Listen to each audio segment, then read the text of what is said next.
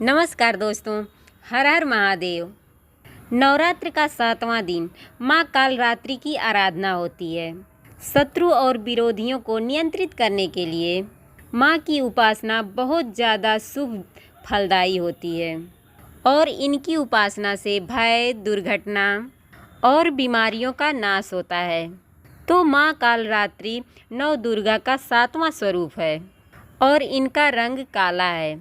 इनके 3 नेत्र हैं, यानी माँ 3 नेत्रधारी हैं और माँ कालरात्रि के गले में विद्युत की अद्भुत माला है।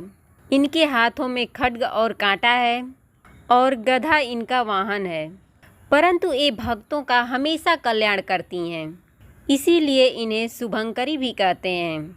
इस बार माँ कालरात्रि की पूजा 23 अक्टूबर शुक्रवार के दिन की जाएगी। माँ की उपासना करने से आपके शत्रु, आपके विरोधी नियंत्रण में रहेंगे और वो सभी आपको कभी भी परेशान नहीं कर पाएंगे।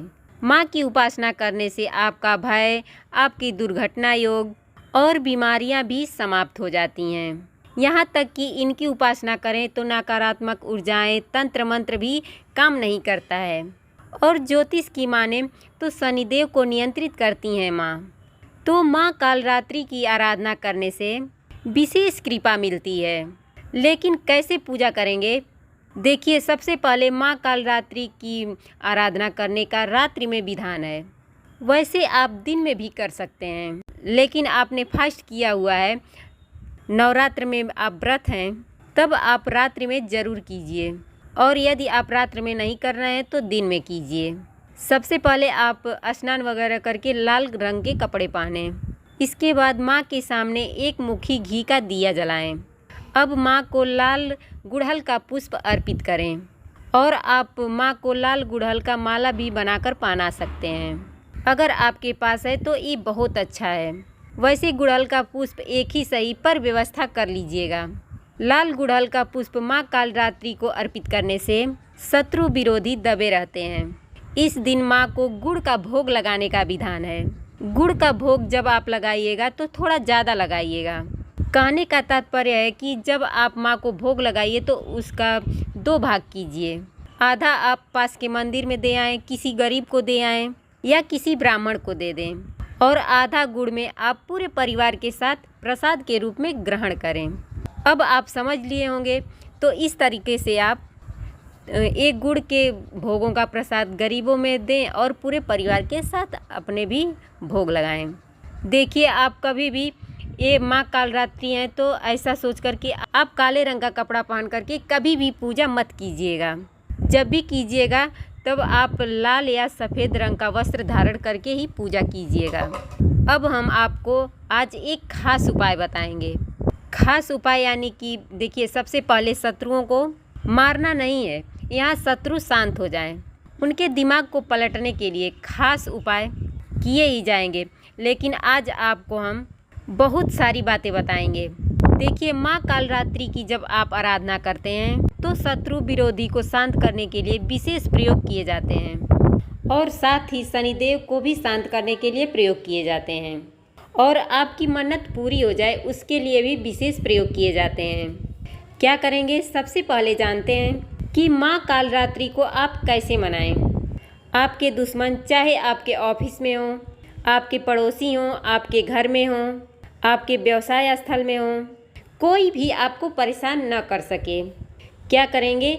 सबसे पहली बात, 108 लौंग लीजिए। याद रखिए, 108 लौंग लेनी है और ये लौंग बिल्कुल साबुत हो, देख करके लीजिएगा। आप साबुत चुन करके साइड कर लें। और इसके बाद माँ के सामने यदि आप यह प्रयोग रात में करें तो ज़्यादा अच्छा है, अगर आपने व्रत रखा है तो। नहीं तो आप सुबह ही कर लीजिएगा। जब आप पूजा करते हैं तो माँ के सामने घी का दीपक जलाएं। माँ के सामने बैठ जाइए, माँ को गुड़हल का पुष्प अर्पित कीजिए और फिर एक एक करके आपको लौंग माँ को अर्पित करना है। जैसे एक लौंग हाथ में उठाएं और अब बोलिए, ओम ऐं ह्रीं क्लीं चामुंडाय विच्चे, अर्पित कर दें लौंग। फिर दूसरा लौंग लें, यानी इस तरीके से 108 बार मंत्र को बोलें और लौंग को अर्पित करें। ऐसे सारे लौंग को अर्पित करने के बाद आप फिर सारे लौंग को इकट्ठा कर लें और फिर अग्नि में जला दें। आप कहीं भी जला सकते हैं। आप पास के मंदिर में यज्ञ होगा वहाँ भी जला सकते हैं। आप अपने घर में छत पे जला सकते हैं। आप जैसे गोबर के कंडे होते हैं ना, उसमें भी आप जला सकते हैं। आप जैसे भी व्यवस्था कर सकते हैं, इसी दिन जला लीजिए तो ज़्यादा अच्छा है सप्तमी तिथि को। ऐसा करने से आपके शत्रु विरोधी शांत हो जाते हैं। तो ये प्रयोग आपको करना ही करना है, भूलिएगा मत। अब हम आपको एक और बात बता दें। देखिए, ये बहुत ही सिंपल प्रयोग है, लेकिन आपको बहुत शांति मिलेगी, बहुत राहत मिलेगी, क्योंकि ये मौका साल में एक बार आता है। वैसे तो चैत्र नवरात्रि भी होती है, लेकिन इस नवरात्रि की महिमा अलग है। तो शत्रु विरोधी जैसे आपको फिर से परेशान ना करे, आपके जीवन में परेशानी क्रिएट ना करे, इसके लिए आपको ये उपाय करना है। अब दूसरी बात, माँ दुर्गा को इस समय जो ये आप गुड़ प्रयोग करेंगे, देखिए बहुत लोगों को शनिदेव का प्रकोप चल रहा है अब, और वो परेशान हैं। कभी कभी कुंडली में शनिदेव के दोष से परेशान रहते हैं।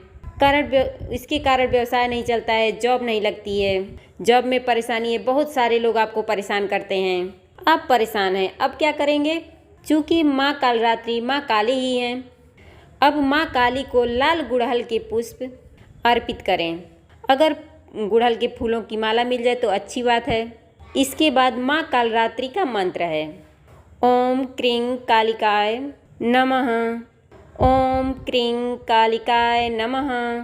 इस मंत्र का जप 108 बार करें और इसके बाद शनिदेव का मंत्र ओम सन शनिचराय नमः, ओम सन शनिचराय नमः। इस मंत्र का उच्चारण आप 108 बार करें। यानी पहले माँ के मंत्र का उच्चारण करें, फिर उसके बाद शनिदेव के मंत्र का उच्चारण करें। यानी पहले माँ के मंत्र का जप करें, फिर शनिदेव के मंत्र का जप करें। फिर माँ से प्रार्थना करें कि शनिदेव की पीड़ाएं कम हो जाएं और हमें जीवन में सुकून और शांति मिले। यकीन मानिए, माँ पे भरोसा कीजिए, माँ है तो सब कुछ संभव है। अब सबसे अंत में एक खास उपाय। वैसे तो ये उपाय आप किसी भी दिन कर सकते हैं, यानी कि सप्तमी, अष्टमी, नवमी और दसवीं को भी कर सकते हैं, कोई दिक्कत नहीं है। लेकिन करेंगे क्या? लाल धागा, मौली धागा, ये हर किसी के घर में होता है कलावा बांधने के लिए, और अभी तो इसी के बाती से दिया भी जलाया जाता है ताकि लक्ष्मी प्रसन्न हो। तो ऐसे में आप लाल धागा लीजिए, पास के किसी मंदिर में, माँ दुर्गा के मंदिर में ही जाइए। अभी तो हर जगह माँ दुर्गा की मूर्ति मंदिरों में स्थापित है, अब जाइए प्रेम से। मान लीजिए आपके आसपास माँ दुर्गा का मंदिर नहीं है, पंडाल में हो रहा है, तो आप वहाँ पर भी जा सकते हैं। वहाँ पर जो बांस वगैरह लगाए रहते हैं जिससे कि पंडाल बनाया जाता है, उसमें बहुत सारी लकड़ियाँ लगाई रहती हैं। तो आप माँ के पास जाइए। अब वहाँ जा कर के आप क्या करेंगे? अपनी मनोकामना बोलते हुए माँ के मूर्ति के सामने जो भी चीज़ है उसी में ये लाल धागा बांध दीजिए, और आप यकीन मानिए आपकी मनोकामना भी पूरी होगी और आपकी बधी हुई किस्मत भी खुल जाएगी। और फिर आप देखिएगा कैसे आपका भाग्य चमक उठता है। सिंपल उपाय है, लेकिन यकीन मानिए, यकीन पे ही तो दुनिया टिकी हुई है। जय माता दी। धन्यवाद दोस्तों।